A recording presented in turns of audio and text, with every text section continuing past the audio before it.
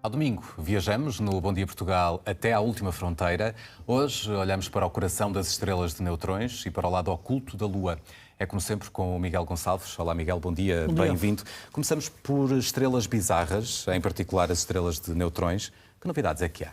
São mesmo muito bizarras e vamos aqui falar sobre partículas rivais, enfim, bonecas matrioscas, tudo e mais alguma coisa. Vamos começar então com estrelas de neutrões, que para mim são mesmo das estrelas mais bizarras que existem no universo, apenas superados pelos famosos buracos negros. É um conjunto de observações feitas por dois telescópios espaciais que olham o universo nas energias mais poderosas, raio-x, raios-gama, sobretudo raio-x.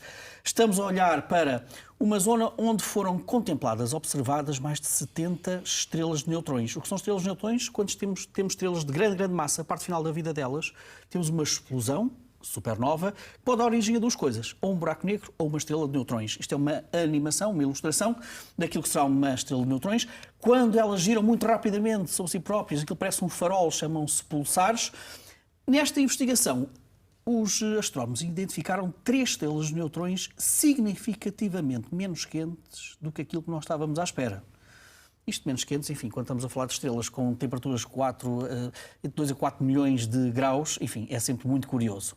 E, portanto, tentamos perceber como é que é possível uma estrela de neutrões que nasce a temperaturas colossais conseguirem arrefecer tão rapidamente como foi o caso destas 3.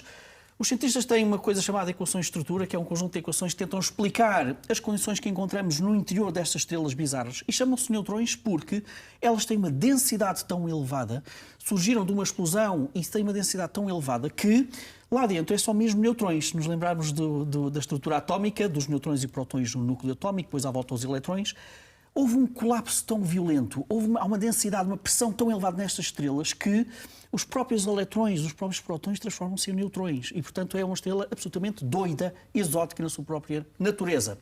Ora, como explicar estas 3 estrelas estão mais frescas do que as restantes? O que diz esta investigação é que, cerca de 75% das equações que nós utilizamos para tentar perceber isto não funcionam. Não funcionam. Aquilo que pode tentar explicar este arrefecimento é uma de duas coisas. Quando nós apreciamos, por exemplo, como é que se transmite o calor, como é que se transmite a energia, há uma partícula fundamental para isso, chama-se fotão. É aquilo que nós recebemos do Sol. O calor que nós recebemos é transmitido, chega até nós através dos fotões. Este estudo diz o seguinte, não. Lá dentro, quem pode eventualmente fazer esta transferência de energia, expulsar, no fundo, esta energia do núcleo destas estrelas para o exterior, não são os fotões, é uma partícula muito mais misteriosa, muito mais pequenininha, com muito menos massa, chamada neutrinos. Os neutrinos estão a passar por nós, pelos nossos corpos, na ordem dos milhares de milhões. Nós nem sequer nos apercebemos. E diz este estudo que, eventualmente, serão neutrinos. Ou então, o interior destas estrelas de neutrões, como mostrou aquela figura, é constituído por matéria que não existe em mais nenhuma parte do universo. Ora, aqui entram as bonecas matrioscas. Quando olhamos, por exemplo, para a constituição do próton ou do neutrão, eles são constituídos lá dentro por umas bonecas matrioscas ainda mais pequenininhas, os quarks. É uma mistura de quarks que, no fundo, fazem os prótons e os neutrões. E este estudo diz o seguinte, aquele interior, aquele coração, está a pressões e a temperaturas tão elevadas que nem mesmo os neutrões resistem. Eles, no fundo, dão origem aos próprios quarks, às matérias mais pequenininhas que nós conhecemos. Há uma espécie de uma sopa de quarks no núcleo destas estrelas de neutrões. Ora, José António, nós não encontramos nenhum outro sítio no universo em que possamos encontrar este tipo de quarks individuais no núcleo destas estrelas. E, portanto, não deixa de ser notável este estudo, até porque andamos todos à procura de uma física que junta a quântica, a gravidade, a relatividade, e se calhar está aqui no coração destas estrelas de neutrões. E se tu achavas tudo isto muito bizarro, e é, deixa-me dizer-te, podemos ir para outra situação ainda mais bizarra. É um estudo que ainda não teve revisão de pares, portanto, ainda não estamos à espera de uma maior validação científica, que diz o seguinte: no centro da nossa Via Láctea, nós encontramos um conjunto de estrelas que parecem muito mais jovens do que aquilo que efetivamente nos diz a sua luz. E a órbita das mesmas diz que elas ainda por cima andaram ali, nasceram ali. O centro da galáxia é sobretudo povoado por estrelas velhas, antigas. E, portanto, encontrar estas que parecem muito jovens é, no mínimo, curioso. Há um conjunto de investigadores que diz o seguinte: se calhar estas estrelas são feitas de algo que nós não encontramos noutras estrelas. Uma vez mais, quase parece a questão das estrelas de neutrões. Ora, uma estrela como o nosso Sol converte a cada segundo 600 milhões de toneladas de hidrogênio em 596 milhões de toneladas de hélio. a fusão nuclear. Estes 4 milhões de toneladas de diferença é convertido em energia e por isso é que o Sol brilha. Isto é um método de vida das estrelas e por isso é que elas também brilham na maior parte das estrelas. Ora, porque tem hidrogênio e hélio e faz essa conversão.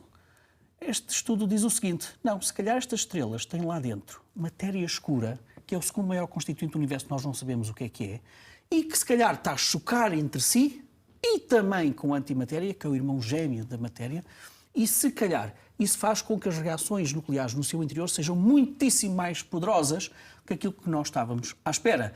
O que faz destas estrelas com um tempo de vida cerca de 100 vezes superior àquilo que nós podemos esperar numa estrela, ou seja, elas são quase imortais. É um estudo muito especulativo, esperemos, mas o centro galáctico é um autêntico zoo muito interessante. A China é a primeira nação a conseguir recolher e entregar na Terra pedaços rochosos do outro lado da Lua. Que ânimo é que isto traz à ciência?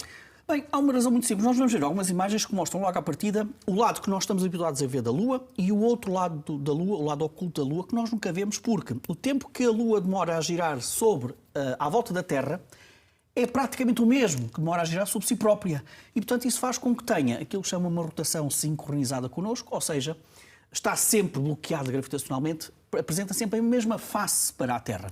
Se nós compararmos os dois lados da Lua, os dois hemisférios lunares, e nós já vamos ver isso de momento, isto são as amostras lunares do lado oculto da Lua que a China tem agora em sua posse para análise, nós percebemos claramente que são muito diferentes visualmente entre si. O nosso lado, nós temos muitas zonas pretas, planícies baixas feitas de basalto, misturado com zonas muito brilhantes, são os planaltos lunares. O outro lado da Lua, como nós vamos ver, o lado oculto da Lua, é sobretudo constituído por zonas muito brilhantes, muito altas, com muitas crateras, muito diferente daquilo que nós estamos habituados a ver na Lua. Em ciência sempre se perguntou porquê. Porquê essa diferença tão grande? Só há coisa de 10 anos é que apareceu uma teoria científica aparentemente robusta que tenta explicar isso. E que diz mais ou menos o seguinte: a Lua formou-se quando há cerca de 4,3 mil milhões de anos um planeta mais ou menos do tamanho de Marte chocou com a Terra. Esse estudo diz que chocou com a Terra e esses detritos dessa colisão começaram a girar muito rapidamente à volta da Terra, criaram uma estrutura, vamos ver essa simulação, criaram uma estrutura chamada sinestesia que girou à volta da Terra e que eventualmente depois tornou-se uma esfera e tornou-se a Lua como nós a conhecemos.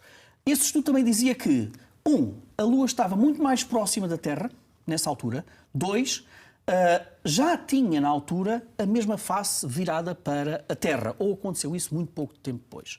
E esse estudo diz o seguinte: se calhar o outro lado da Lua é tão diferente daquele lado que nós vimos, porque quando aconteceu este choque, criou-se o que eles chamam um gradiente térmico e químico. O que é que isto quer dizer? Quer dizer que se eu estiver uma fogueira no meio deste estúdio, se eu estiver perto da fogueira, aqueço muito mais, se estiver muito mais afastado. É o gradiente térmico. Quanto mais me afasto da fogueira, menos quente fico. Isso terá acontecido também, mas também aconteceu do ponto de vista químico. Ou seja, houve elementos químicos, nomeadamente o cálcio e o alumínio, que, nesta fase virada para a Terra, estando mais quente, vaporizaram mais rapidamente. O outro lado da Lua, que não estaria tão quente, o mesmo cálcio e o mesmo alumínio não terá vaporizado, terá estado na constituição da crosta desse outro lado da Lua, que ainda por cima é muito mais elevada do que aquilo que vemos do nosso lado. Tudo explicável se de facto existir mais cálcio e alumínio do outro lado da Lua. Por isso é que esta missão de lunar chinesa é tão importante, porque eles têm acesso agora a pedras do outro lado da Lua, rochas do outro lado da Lua, que nós podemos testar cientificamente para ver se esta teoria, que foi escrita há 10 anos, tem ou não tem validade. Se forem encontradas concentrações de alumínio e de cálcio consideráveis do outro lado da Lua, então podemos ter aqui uma explicação para o qual nós temos dois hemisférios tão diferentes entre si, o lado que nós vemos da Lua e o outro lado da Lua. Mais uma vez, a China a marcar mais uma história dourada da exploração da Lua, e eles têm mais planos para a Lua. É um capítulo que aqui também assinalamos. Está feita esta viagem. Miguel Gonçalves, obrigado. Obrigado. Até à próxima.